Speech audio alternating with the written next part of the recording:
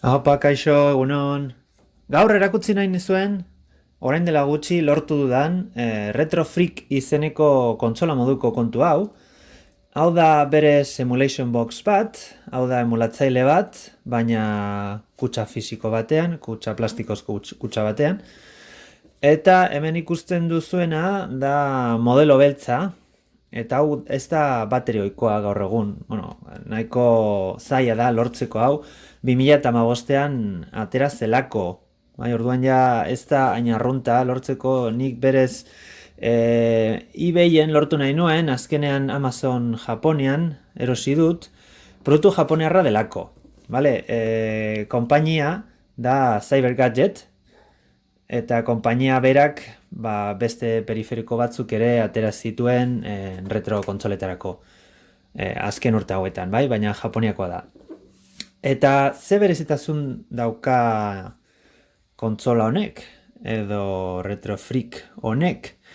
Bueno, hemen ikusten duzue kontsola bera datorrela eta periferiko batzuk barruan, ezta?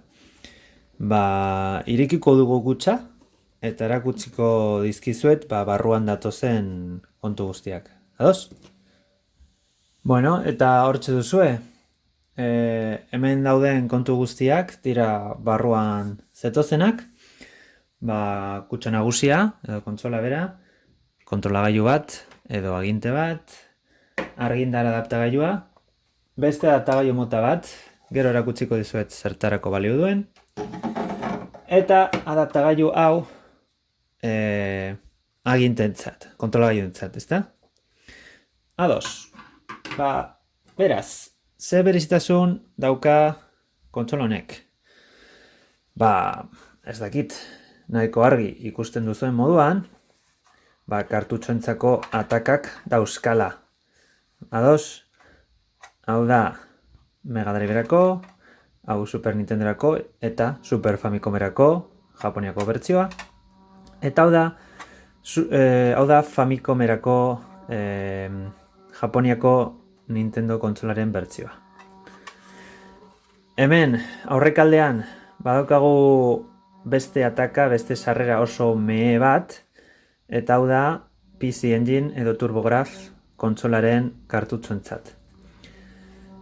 Beste hau Game Boyeko eta Game Boy Advanceko kartutxoentzat, eta gero beste 3 USB ataka daude hemen, beste kontrolagailu eta aginte mota batzuentzat. Berez, kontsola hemen azpian dator, hau da Emulation Box. Hau atera ezakegu horrela eginez, eta bi USB-en bitartez dago lotuta. Bai, ados, hemen dago HDMI sarrera, HDMI ataka, on-off, micro SD txartelentzako zirrikitu hau, ezta?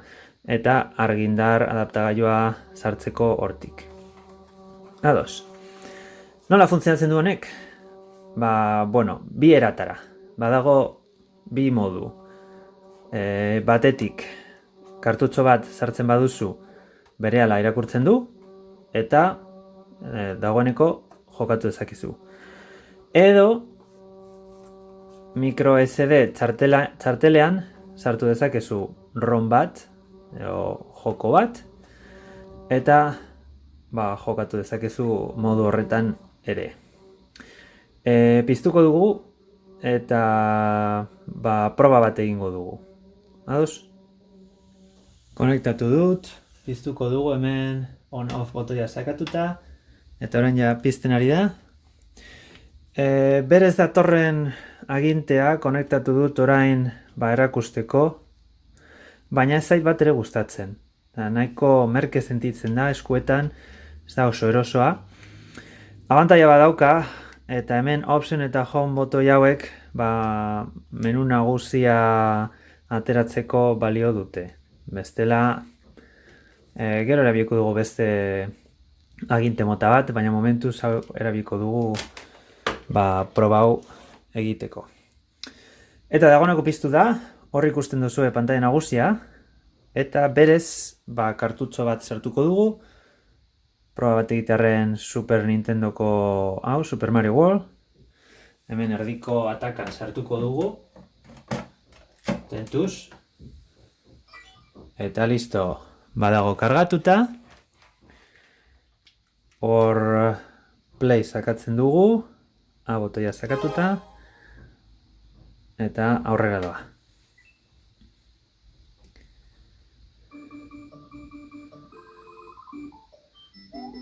Hor dago, Super Mario World. Star, hemendik hasiko gara. Hemen dago ezaguna duzuen pantaila nagusia. Argi dago nahiko emulatzaile ona dela. Bai. Oso ondo doa.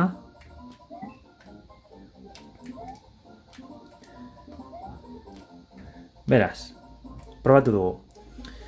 Ze beste aukera dauzkagun hemen. Options sakatuta. Bai, options da, edo home. Home sakatuta. Hemen aukera batzu dauzkagu. Bueno, hori partida gordetzeko, eta gero berriro kargatzeko, pantaila argazki bat ateratzeko, filtro edo iragazki bat erabiltzeko, volumena, eta pantaila nagusia itzultzeko. Filtroen aukerak oso interesgarriak dira, eta bai, iruditu zait interesgarria dela hau erakustea. Ni momentuz erabiltzen ari naizena da Super bi isa sal jartzen duen hori. Besteak nahiko itxusiak gelditzen direlako, batez ere hori pixelekin edo spriteekin. Adibidez, filtrorik gabe, ikus dezagun. Nahiko pixelatuta da, hemendik ez da oso ondo ikusten, baina pixelatuta dago. Orduan, hau utziko dugu. Pantaila nagusira itzuliko gara. Eta kartutxo berriro ateratzen baduzue, ez da zer gertatzen. Berez, kartutxoa sartzean, Roma kargatzen da, bere barruko memorian, eta ez da zer gertatzen. Beste proba bat egingo dugu, hau da Super Nintenderako Super Castlevania 4, baina hau da, argi ikusten da, hau dela Ameriketako bertsioa. Hau ez da hemen Europan saltzen ziren kartutxoikoak ez da. Hau ere zabalagoa da, baina hemen sartzen da eta ondo irakurtzen dugu. Beraz. Play.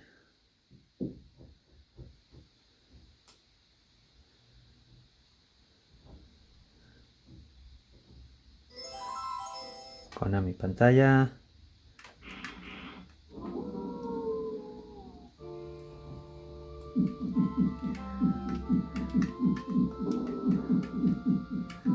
Aurrera.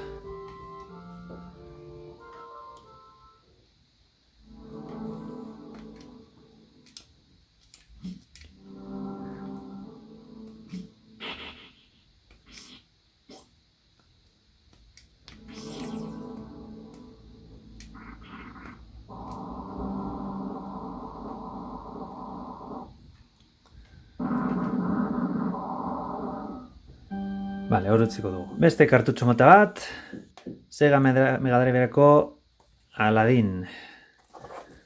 Sartuko dugu atzeko edo goiko ataka horretan. Hemen, bertan. Hor.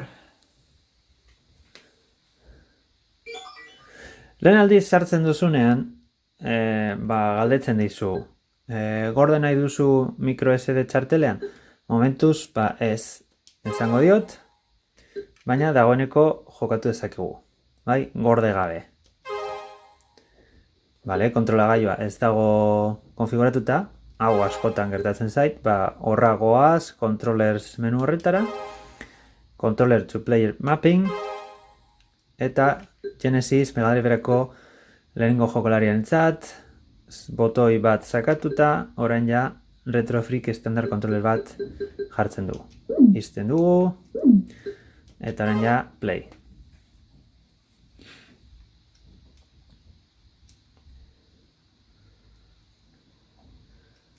Hor dago.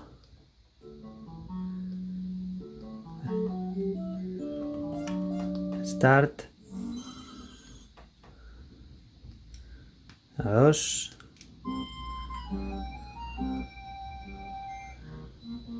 Lehenengo pantalla, merkatua.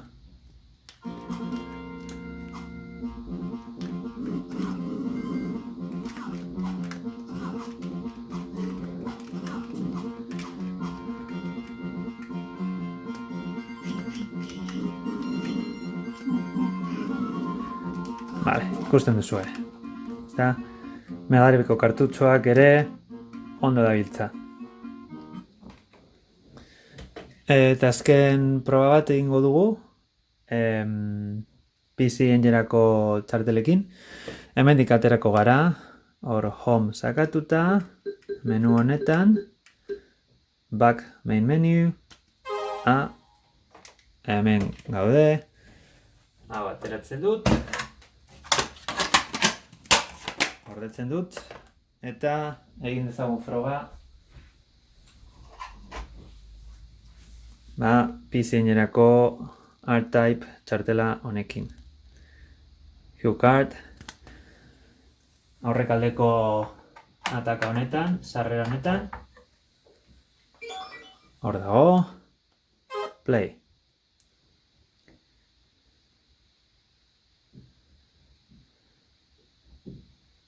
Eta badoa. Hau da shoot'em-up generokoa.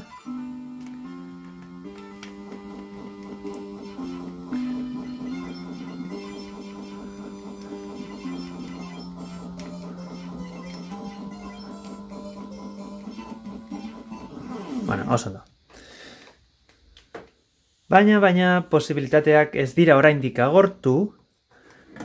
Lehenago erakutsi dizuedan adaptagailu hau datorrelako. Eta zertarako balio du?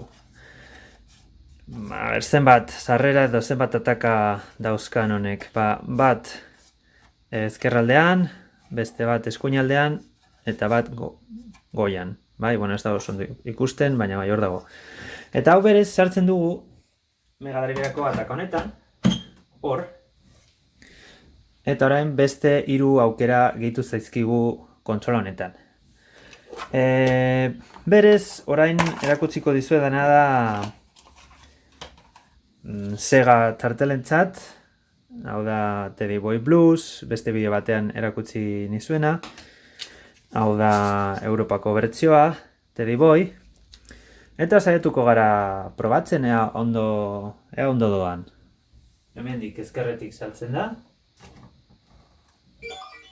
Eta bai, detektatu du ondo, irakurri du, Teddy Boy. Play sakatzen dugu, bale, kontrolagailua ez dago konfiguratuta. Orain bai. Eta guazen probatzera. Bai, hor dago.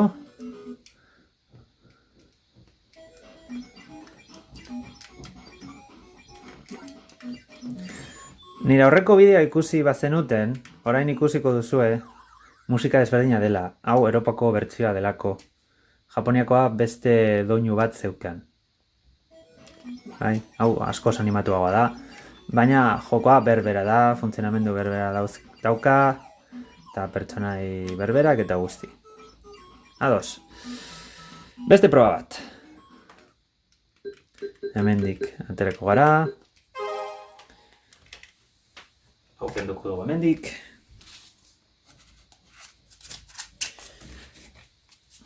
Eta eskuinaldean dagoen sarrera ataka hori adaptagailuan Game Gearreko kartutxoentzat da. Eta hemen badaukat bat, Sonic B, Game Gearrentzat.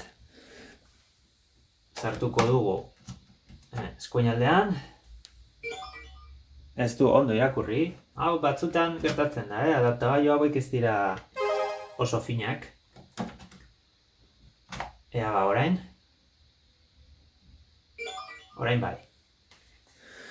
Berriro ere eskatzen dit, galdetzen dit, instalatzeko, gordetzeko memorian, microSD txartelean, baina ez esango diot, baina hemen lasai asko jokatu dezakegu.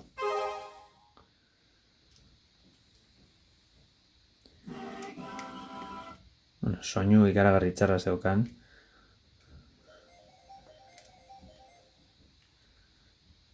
Ikus ezagun. Sonic B Game Gearrentzat.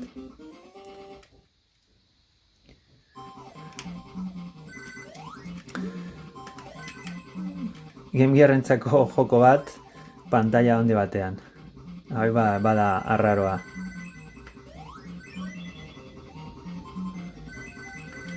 Bueno, ondo da. Listo, probatuta.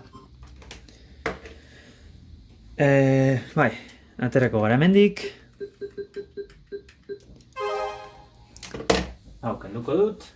Eta gai honek hemen goian daukan sarrera hau ezin dut erabili Mark III kartutzentzako delako. Eta hori dira Japonian atera ziren kartutxoak Japoniako Master Systemerako.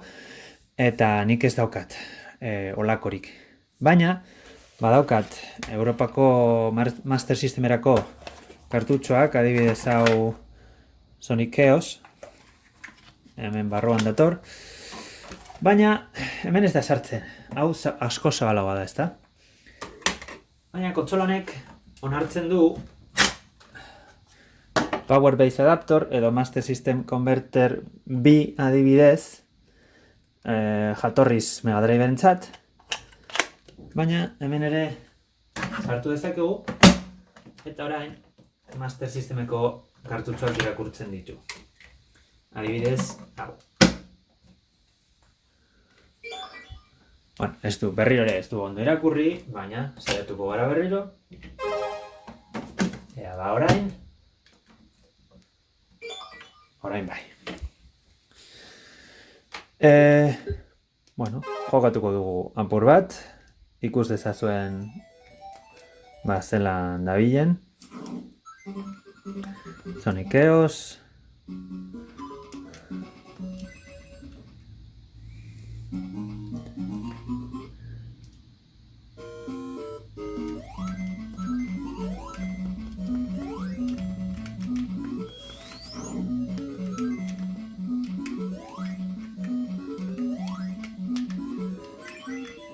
Vale, ondo doa.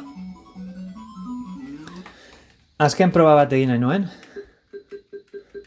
Eta horretarako behar dudana, bueno, kenduko dut Master Systemeko kartutxoa. Vale, bere kutxan gorde. Adaptagailu hau, kontsola honetan berez ez datorren adaptagailu hau ere kenduko dut.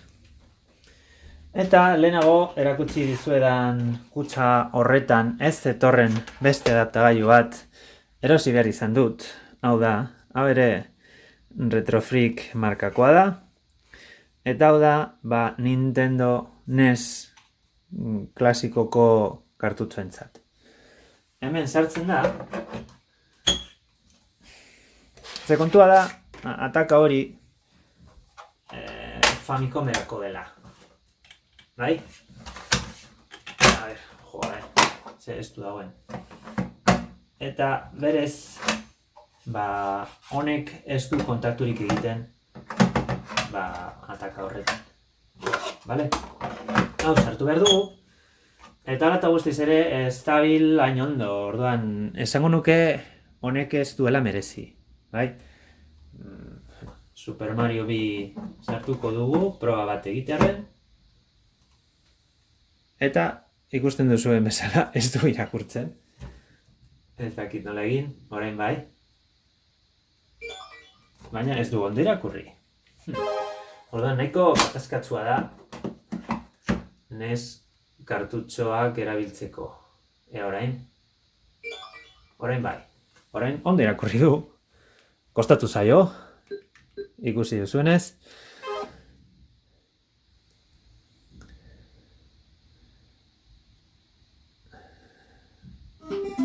Badoa, Super Mario B.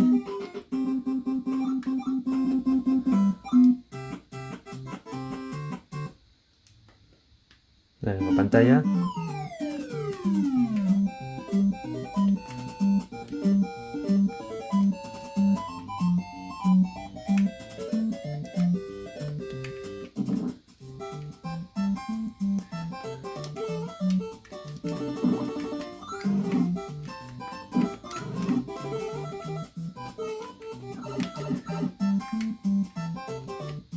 Ados. Hori izan da azken proba kartutxoekin. Berez orain guztiak kenduko ditut. Hau ere bai, Super Mario B. Agur Super Mario Biri. Adaptagailu hau ere kenduko dut. Buah, ze ez du dagoen. Eta orain amaitzeko berrikuspen azkar bat egingo dugu agintentzako adaptagailu honekin. Berez, konektatu behar dugu hutsa nagusira, honen bidez, hau da mini USB, bai, ez da micro USB, hau da mini USB bat, eta kenduko dut defektuzko, bueno, hor Retro Freak kontrolagailu hau, berez gustuko ez dudana, hortik utziko dut, eta hau, hemen konektatzen dugu USB ataka honetan. Eta orain ja hemen ze aukera dauzkagu. Super Nintendoko kontrolagailuak, hau berez ez dakit zer den. Hemen alboan dagoena. NES kontrolagailuentzat Mega Drivekoa eta PC Enginekoa. Hasiko gara Super Nintendoko aginte batekin. Hemen konektatuta. Listo, konektatuta dago. Eta, bai, hor dago. Eta orain erakutsiko dizuet, hemen micro SD zer dagoen. Hor sakatzen badut, badago joko instalatuak, eta dira nik berez jatorriz dauzkadanak, eta hemen kopiatu ditut, hau guztiak, kontsola askotako jokoak, baina baita ere hemen sistemera baldin bagoaz, badago file manager bat, eta hor ikusi dezakegu barruan ere PC Engineko ROM batzuk, Master Systemeko batzuk, eta Super Nintendoko ROM batzuk ere sartu ditu dela. Hemen agertzen dira, eta horiek ere jokatu ditzakegu. Gero azpimenu honetan, hemen eskuineko barra honetan, hemen daude jokoak kontsolaren arabera banatuta.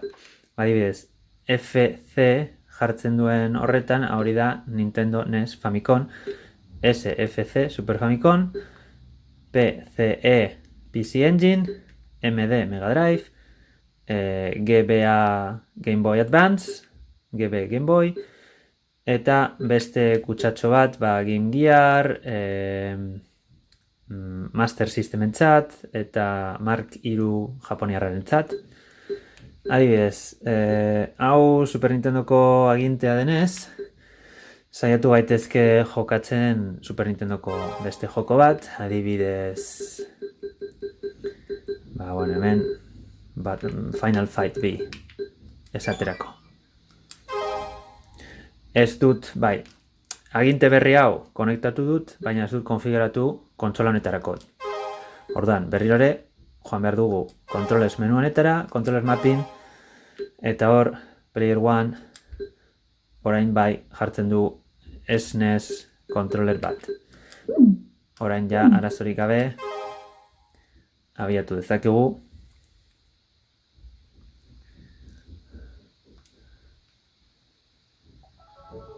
Start. adibidez.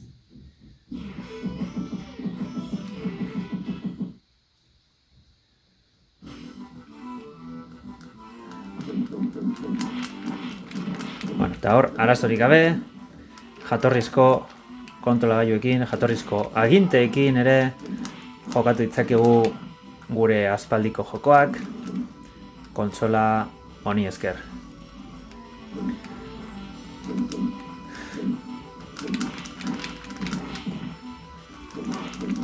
Egin dezagun beste froga azkar batzuk, beste aginte batzuekin. A ber, gelituko dut hau. Bai, orain, arazoa da jatorrizko aginte hauetan ez dagoela menu bat, botoi bat menura itzultzeko. Baina, konfiguratu dezakegu kombinazio bat hori egiteko. Eta defektuz da start eta behera. Bai, eta hor agertzen da. Back main menu. Egin dezagun beste froga bat.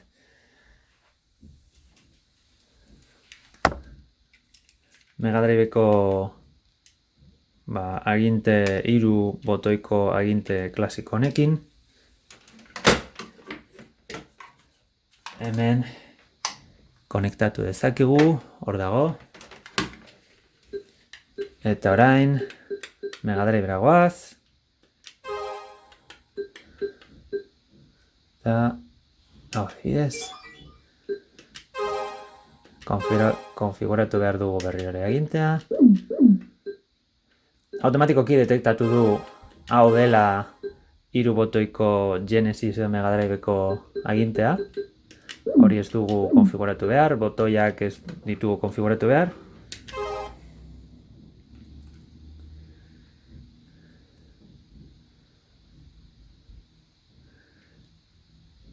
Hau ere bada ROM bat, nik sartu dudan ROM bat. Bueno, berez hau kartutxo hau ere badaukat, baina orain barruko memorian dago gordeta.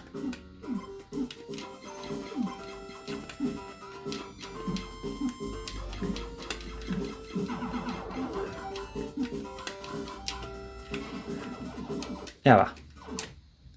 Beste froga bat.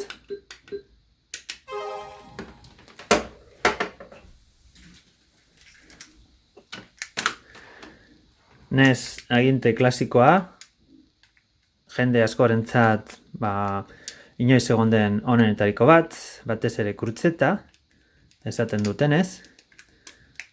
Bai? Hemen ere konektatu dezakegu. Beste sarrera honetan, hor dago, hau ere ja badoa, Famicom, eta adibidez, Mega Man 3, agintea konfiguratu behar dugu,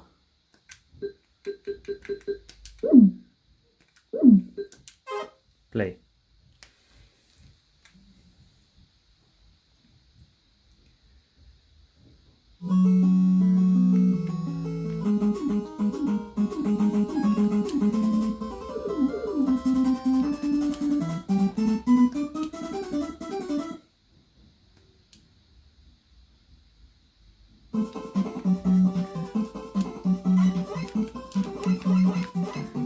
Bueno, oso ondo doa.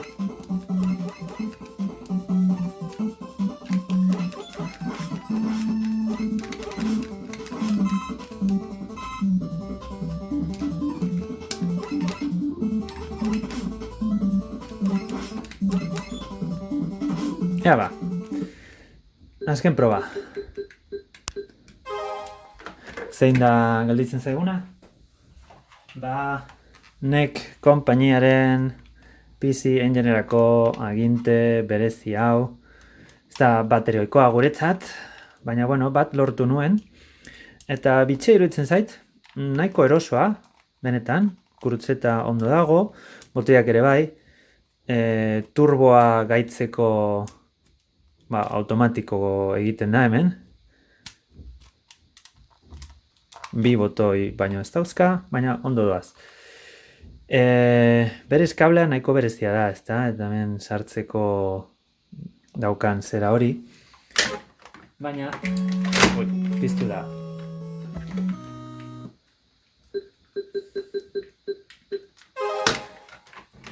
Sartuko dugu hemen. Hau da. Horrela. Bai, badago.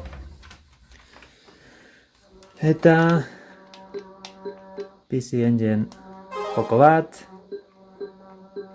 Adibidez, hau.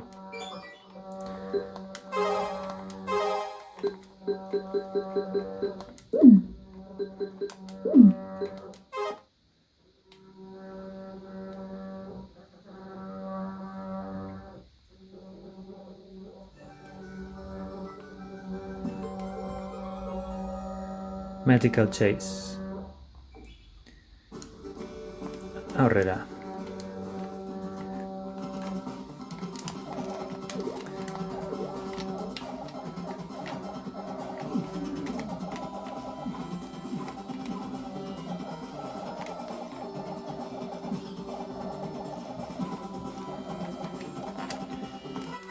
Ados.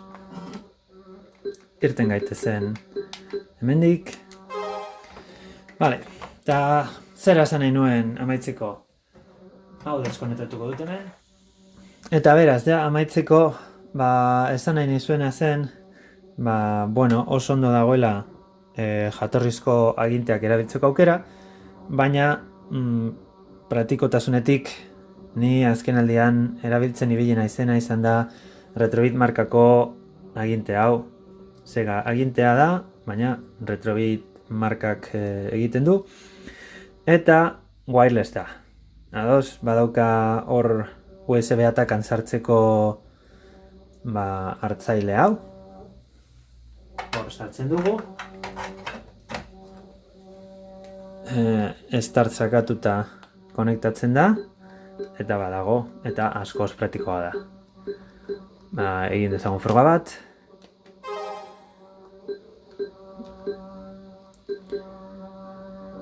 Adibidez,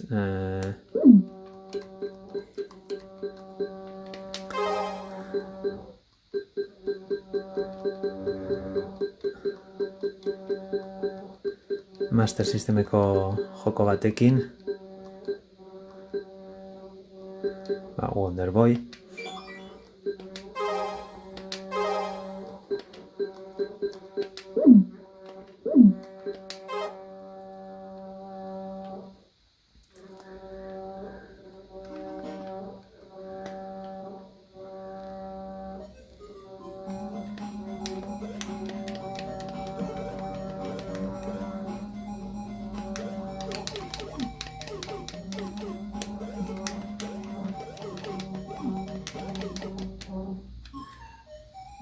Vale. Horize izan da, erakutsi nahi nizuena. Honek beste kombinazio mota bat dauka. Menua ateratzeko. Bai. Hor dago. Eta horixe izan da dena. Ikusi duzue erabilera anitzeko produktua dela hau. Kartutxo zahar asko baldin badauzkazue oso praktikoa. Eta aukera asko ematen dizkizu joko jatorrizkoak jokatzeko, kartutxoak zakarrontzira desbotatzeko, naiz eta hau azken finean emulation box bat izan. Horiz izan da dena gaurko eta beste egun batera arte. Agur!